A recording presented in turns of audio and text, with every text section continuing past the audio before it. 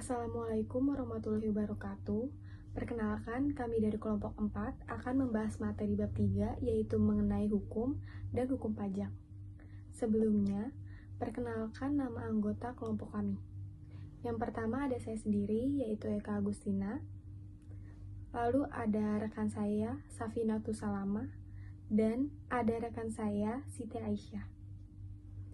Di materi bab 3 ini, kami akan membahas berisi tentang A. Tinjauan tentang hukum pada umumnya. B. Sumber hukum menurut para ahli. C. Hukum pajak menurut para ahli. Dan D. Hukum pajak versus hukum fiskal. Materi selanjutnya akan dibahas oleh rekan saya, yaitu Safinatus Salama. Halo, perkenalkan nama saya Safinatus Salama. Baik, di sini saya akan membahas tentang A.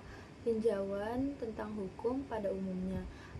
Hukum merupakan suatu fakta objektif yang berlaku bagi segala masyarakat manusia dalam segala bentuknya. Di samping ketertiban, tujuan lain daripada hukum adalah tercapainya keadilan. Untuk itu diperlukan kepastian dan akhirnya bertujuan untuk mencapai kesejahteraan. Ciri-ciri daripada hukum itu ada 11. Yang pertama, hukum itu untuk mengatur tingkah laku manusia, hukum untuk alasan pembenaran kekuasaan, hukum untuk melindungi hak individu atau hak masyarakat. Hukum itu ada yang tertulis dan ada yang tidak tertulis. Hukum berdasarkan undang-undang, hukum berupa aturan-aturan dari penguasa.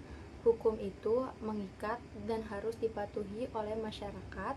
Hukum bertujuan untuk mencapai ketertiban, hukum bertujuan untuk mencapai keadilan, hukum bertujuan untuk mencapai kesejahteraan, dan hukum sebagai kaidah sosial. B. Sumber hukum menurut para ahli.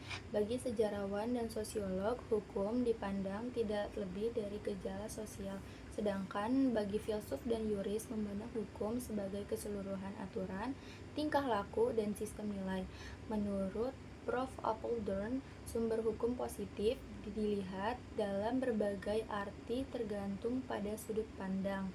Sejarah, dari pengenalan hukum dan pembentukan hukum. Yang kedua ada sosiologi, dari kondisi ekonomi dan pandangan agama. Yang ketiga ada filsafat, dari sebagai sumber isi hukum dan sebagai sumber penguat ikat hukum.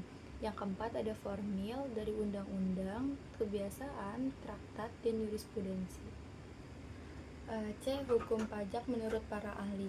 Yang pertama ada Santoso Brotodihardjo. Menurutnya hukum pajak, yang juga disebut juga hukum fiskal, adalah keseluruhan dari peraturan-peraturan yang meliputi wewenang pemerintah untuk mengambil kekayaan seseorang dan menyerahkannya kembali kepada masyarakat dengan melalui kas negara, sehingga ia merupakan bagian dari hukum publik. Selanjutnya, menurut Bohari memberi definisi yang tidak jauh berbeda dengan definisi Rohmat Sumitra, yang mengatakan bahwa hukum pajak adalah suatu kumpulan peraturan-peraturan yang mengatur hubungan antara pemerintah sebagai pemungut pajak dan masyarakat sebagai pembayar pajak. Yang D. Hukum pajak versus hukum fiskal. Sindian pada footnote-nya pidatonya menjelaskan hukum pajak dalam artian luas termasuk bea dan cukai.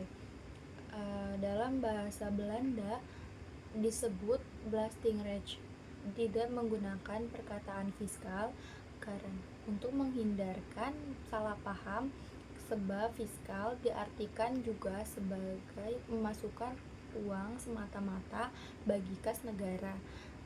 Hukum pajak dan hukum fiskal digunakan secara bergantian oleh para sarjana.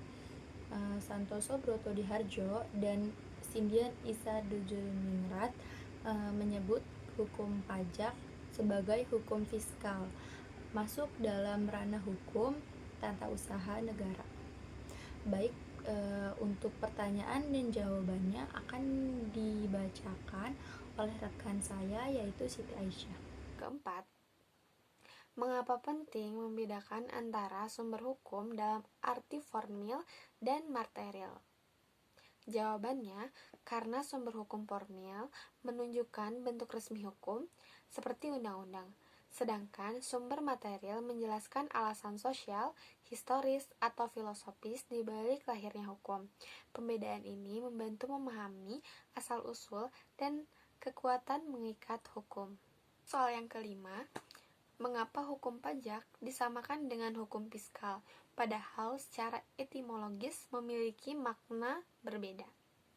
Jawabannya, karena keduanya berkaitan erat dengan penerimaan negara dari masyarakat. Istilah fiskal dalam konteks modern telah meluas mencakup segala aspek keuangan negara, termasuk pajak, sehingga penggunaannya sering dianggap sinonim. Demikianlah penjelasan dari kelompok kami tentang hukum dan hukum pajak. Semoga apa yang kami sampaikan dapat bermanfaat. Terima kasih atas perhatiannya. Wassalamualaikum warahmatullahi wabarakatuh.